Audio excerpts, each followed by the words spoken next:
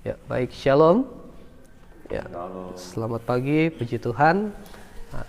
Kita bersyukur pada Tuhan untuk kasih dan setia Tuhan dan anugerah Tuhan yang tiada habis-habisnya di dalam kehidupan kita.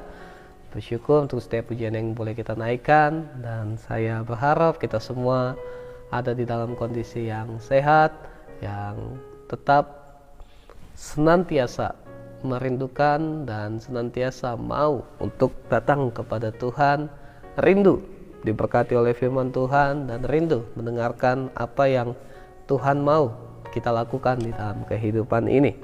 Ya, saudara ini berkati Tuhan, puji syukur pada Tuhan, kita saat ini akan belajar bersama-sama pembacaan renungan harian kita masuk di dalam Yeremia pasal yang kedua.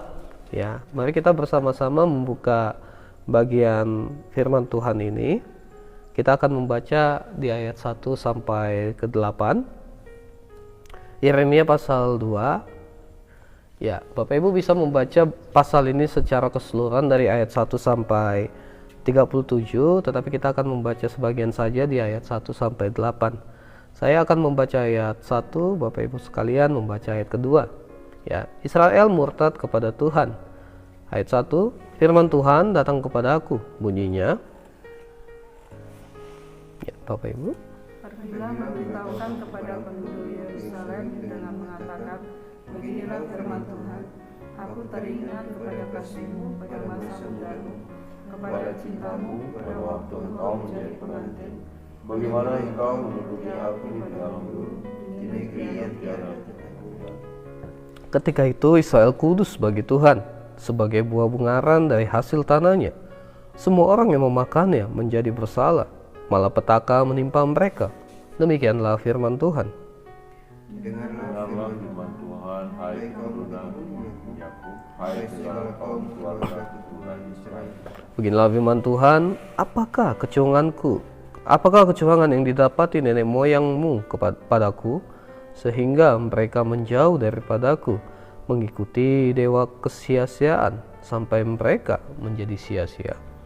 Dan mereka tidak lagi bertanya, di manakah Tuhan yang menuntun kita keluar dari tanah Mesir, yang memimpin kita dari padang gurun, di tanah yang tandus dan yang kaku, di tanah yang sangat kering dan geram, di tanah yang tidak dilintasi orang dan yang tidak dilihat manusia.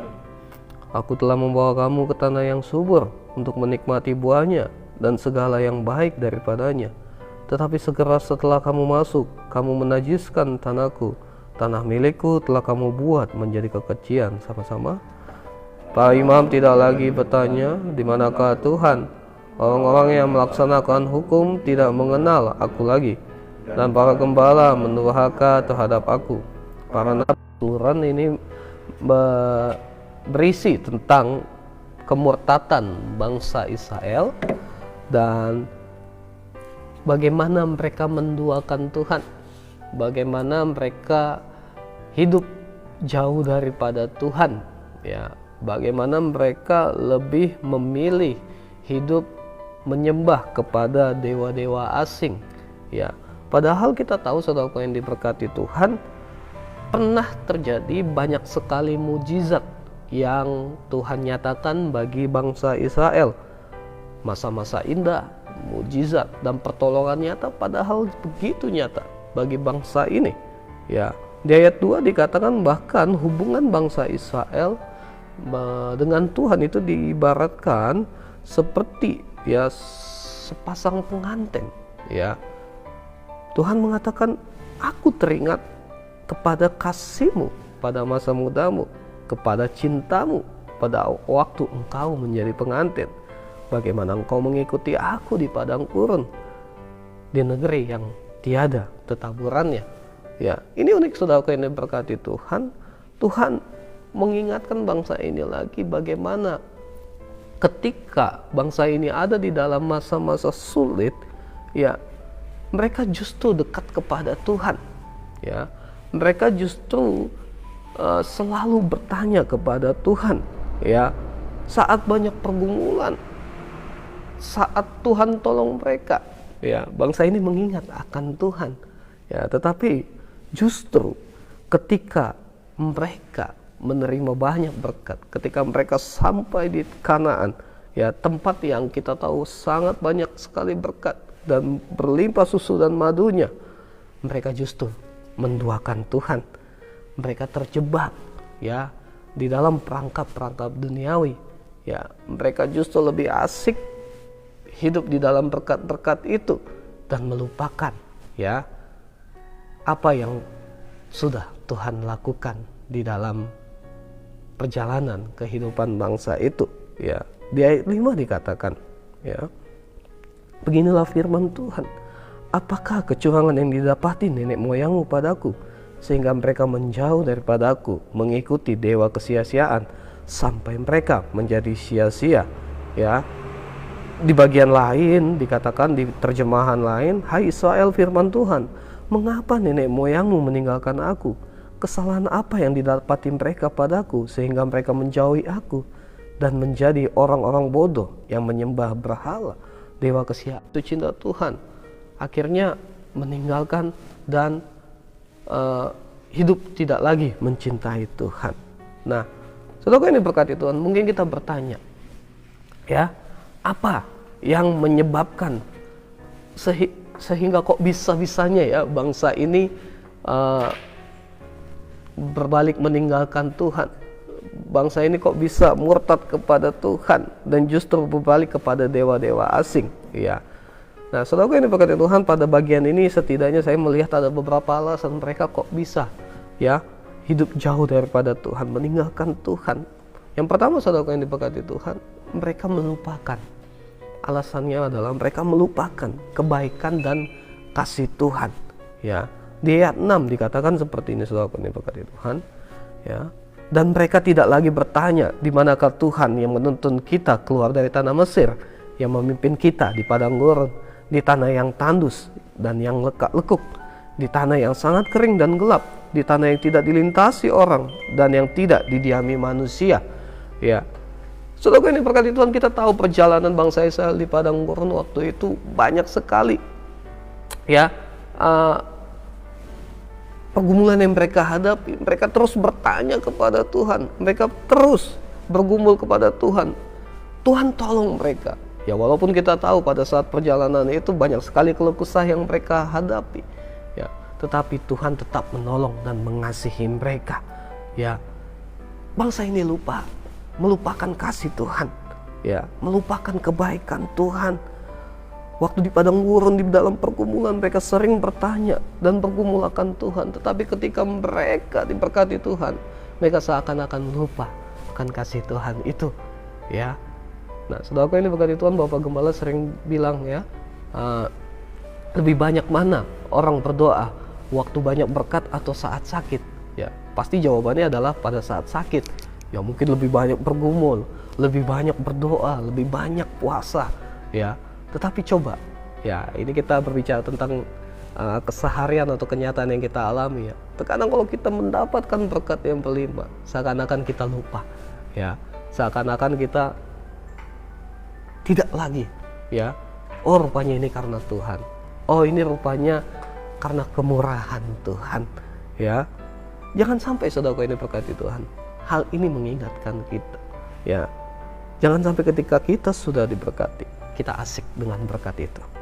Jangan sampai ketika kita sudah mendapatkan apa yang kita inginkan, ya, kita hanya berfokus kepada hal itu saja, memikirkan diri kita saja, ya, memikirkan hidup kita sendiri saja, ya. Jangan sampai ketika kita sudah diberkati Tuhan secara luar biasa, saudaraku yang diberkati Tuhan, kita melupakan akan kebaikan Tuhan. Bagian ini mengingatkan kita, saudaraku yang diberkati Tuhan, untuk kita senantiasa ingat hari lepas hari akan kebaikan Tuhan. Ingat akan kasih Tuhan yang menyelamatkan kita. Ingat akan kasih Tuhan yang sungguh-sungguh boleh memberkati hidup kita. Amin. Ya, ketika kita ingat, Bapak Ibu, ketika kita terus meluapkan memori kita, mengingatkan kembali memori kita akan kebaikan Tuhan, pasti kita akan hidup di dalam limpah dan ucapan syukur. Kita pasti akan terus terikat dengan Tuhan, ya. Kita akan terus intim dengan Tuhan, dan pasti kita tidak akan melupakan Tuhan. ya. Nah, saudaraku ini berkati Tuhan, ketika kita berbicara berkat, saudaraku ini berkati Tuhan, ya, berkat itu sifatnya netral, Bapak Ibu. Bukan berarti kita tidak harus bekerja, bukan berarti kita tidak boleh mencari berkat, mencari uang, bekerja dengan keras, tidak, Bapak Ibu. Ya, berkat itu atau uang itu bersifatnya netral, Bapak Ibu. Tetapi yang menjadi fokus dan tujuan utama kita adalah bukan hanya kepada berkat itu. Melalui berkat itu kita bisa menjadi berkat bagi banyak orang. Ya, melalui berkat yang kita terima, kita seharusnya semakin lebih dekat lagi kepada Tuhan.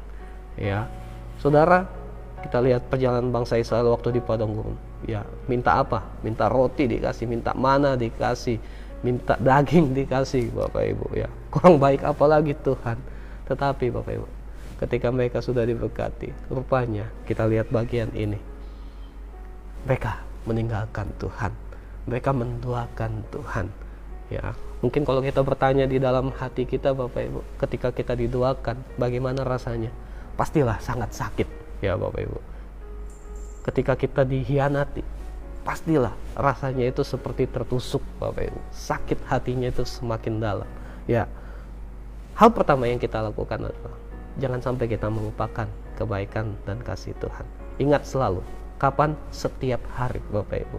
Ya, ketika godaan duniawi menggoda kita, ketika hal-hal yang banyak menggoda kita, kita terus ingat akan kebaikan Tuhan. Amin.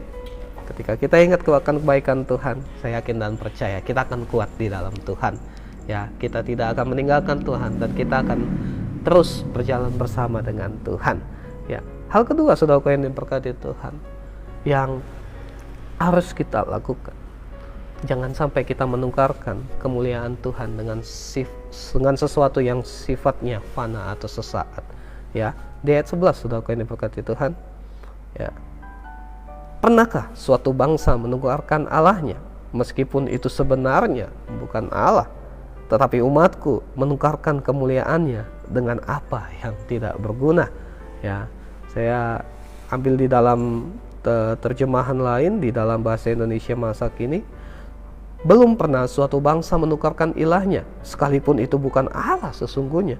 Tetapi umatku telah menukar aku, kebanggaan mereka, dengan sesuatu yang tak dapat berbuat apa-apa. Ya, kita melihat di sini, saudaraku ini berkati Tuhan. Ya, bangsa lain saja, ya, yang menyembah ilah-ilah, mereka tidak menukarkan ilah-ilah itu. Padahal kita tahu ilah itu adalah bukan Allah sesungguhnya. Tetapi bangsa Israel yang sudah memiliki Allah, mereka menukarkan, ya, dengan sesuatu yang sifatnya fana. Mereka berpaling, mereka jual, ya, untuk sesuatu yang sifatnya sesaat. Saudara ini berkati Tuhan. Ya, ini adalah suatu kerugian besar, Bapak Ibu. Ya, ini adalah suatu hal yang sebenarnya tidak masuk di akal, Bapak Ibu. Bagaimana Allah yang sudah menolong mereka, Allah yang sudah memberkati mereka, mereka tukar dengan begitu saja dan berpaling kepada dewa-dewa asing. Ya, ini berpaling, ya Bapak Ibu, ya. Jadi fokusnya nggak lagi ke Tuhan, tetapi kepada dewa-dewa asing tersebut. Ya, nah, hal ini mengingatkan kita, saudaraku ini berkati Tuhan, jangan sampai, ya, kita menjual Tuhan, kita menukarkan kemuliaan Tuhan hanya untuk kepentingan kita pribadi saja, ya, hanya untuk mungkin mendapatkan jabatan, mendapatkan harta, mendapatkan pasangan hidup. Ya, jangan sampai kita menukarkan Tuhan. Ya, makanya ada pujian yang mengatakan sekali Yesus, selamanya Yesus. Ya, artinya kita sudah memiliki Tuhan Yesus. Jangan sampai kita menjual Tuhan Yesus hanya untuk sesuatu yang sifatnya sesaat saja. Ya, kita ingat akan salah seorang murid Yesus yang menjual Yesus hanya untuk kepentingan pribadi saja. Begitu juga dengan kita, saudara, jangan sampai kita menggadaikan iman kita hanya untuk sesuatu yang kita ingini, yang sifatnya sesaat. Ya, mungkin kalau kita lihat keadaan zaman sekarang ini, Bapak Ibu, banyak sekali orang-orang yang meninggalkan Tuhan Yesus hanya karena ya sebuah harta, meninggalkan Tuhan Yesus karena udahlah kecewa, ya meninggalkan Tuhan Yesus karena mungkin mengikuti pasangan yang tidak seiman, ya jangan sampai itu terjadi di dalam kehidupan kita. Ya, kita ikrarkan di dalam iman kita ketika kita sudah mendapatkan kasih Tuhan itu yang harus kita pegang. Sampai kapan? Sampai Tuhan memanggil kita. Ya, Tuhan Yesus sudah menebus kita di dalam setiap dosa-dosa kita. Ya, kita harus balas kasih Tuhan dengan hidup setia di hadapannya. Ya, kita harus berfokus kepada sesuatu yang bersifat kekal, ya, sesuatu yang bukan sesaat saja. Ya, dunia banyak menawarkan Bapak Ibu, tetapi jangan sampai kita tergoda. Amin. Ya, jangan sampai kita menggadaikan iman kita dan menjual iman kita. Ya, semuanya itu kita harus pegang Bapak Ibu, sampai Tuhan Yesus sungguh-sungguh ya mengatakan bahwa kita adalah hamba-hamba yang setia. Ya, hal ketiga saudaraku yang diberkati Tuhan, mengapa kok bisa bangsa Israel ini berpaling daripada Tuhan? Ya, rupanya mereka ya mau hidup bebas Bapak Ibu. Mereka mau hidup tanpa aturan. Mereka pokoknya maunya hidup sesuka saya, ya semau-mau saya. Ya, di ayat 31 dikatakan seperti ini saudaraku yang diberkati Tuhan. Ya, keturunan apakah kamu ini? Perhatikanlah firman Tuhan, sudahkah aku menjadi padang gurun bagi Israel atau tanah yang gelap gulita? Maka mengapa umatku berkata, kami sudah bebas, kami tidak lagi mau datang kepadamu. Ya, pokoknya mereka mau hidup bebas Bapak Ibu, nggak mau lagi beribadah, nggak mau lagi hidup ikut firman Tuhan, nggak mau lagi hidup dengan peraturan-peraturan yang sudah ditetapkan pada saat itu Bapak Ibu. Mereka mau hidup bebas. Kalau kita tarik ke dalam kehidupan kita Bapak Ibu, kita percaya kita adalah orang-orang yang sudah dibebaskan dari dosa. Nah, tetapi ketika kita sudah bebas dari dosa, kita bukan hidup bebas tanpa aturan Bapak Ibu. Ya, maka seringkali saya katakan kita ini adalah pribadi yang bebas tapi benar. Ya, jadi kita hidup bebas dari segala dosa, tetapi kita tetap hidup benar di dalam menjalankan firman Tuhan. Kita percaya firman Tuhan adalah rambu-rambu Bapak Ibu, ya adalah peringatan bagi hidup kita untuk kita tetap hidup setia di dalam Tuhan. Ya, saya kasih ilustrasi seperti ini Bapak Ibu. Ya, ketika kita mengendarai kendaraan di jalan tol Bapak Ibu, ya kita sangat-sangat free ya, sangat-sangat bebas sekali mengendarai kendaraan dengan kecepatan yang mungkin agak lebih tinggi tanpa hambatan suatu apapun. Tetapi ketika kita memperhatikan Bapak Ibu, di jalan tol itu ada peraturan-peraturan, ada rambu-rambu. Apakah itu tentang batas kecepatan maksimum, ya tidak boleh menyalip dari bagian kiri, tidak boleh menggunakan bahu jalan, kecuali dalam keadaan darurat. Ada peraturannya, ya. Gitu juga dengan kita Bapak Ibu, ya. Kita yang sudah hidup bebas di dalam Tuhan, kita tetap percaya firman Tuhan adalah pedoman di dalam hidup kita. Ya, sehingga apapun yang kita lakukan Bapak Ibu, ya pedomannya atau dasarnya adalah firman Tuhan. Ya, ketiga hal ini saudaraku yang diberkati Tuhan, ketika kita lakukan, saya yakin dan percaya kita akan hidup setia di dalam Tuhan. Kita tidak akan tergoda. Ya, kita percaya dan kita minta pertolongan Tuhan. Berdoa setiap hari bahwa iman kita terus dikuatkan. Ya, saya berdoa untuk kita semua Bapak Ibu supaya kita tidak meninggalkan Tuhan. Kita tidak lagi asik dengan berkat-berkat itu. Kita tidak lagi mau hidup bebas sesuka kita, sehingga kita mengesampingkan Tuhan dan menganggap Tuhan itu tidak ada. Semoga ini berkati Tuhan, teruslah setia berjalan bersama dengan Tuhan. Saya yakin dan percaya Tuhan akan memberikan kekuatan atas kita. Amin. Ya, Tuhan Yesus memberkati kita semua. Kita berdoa.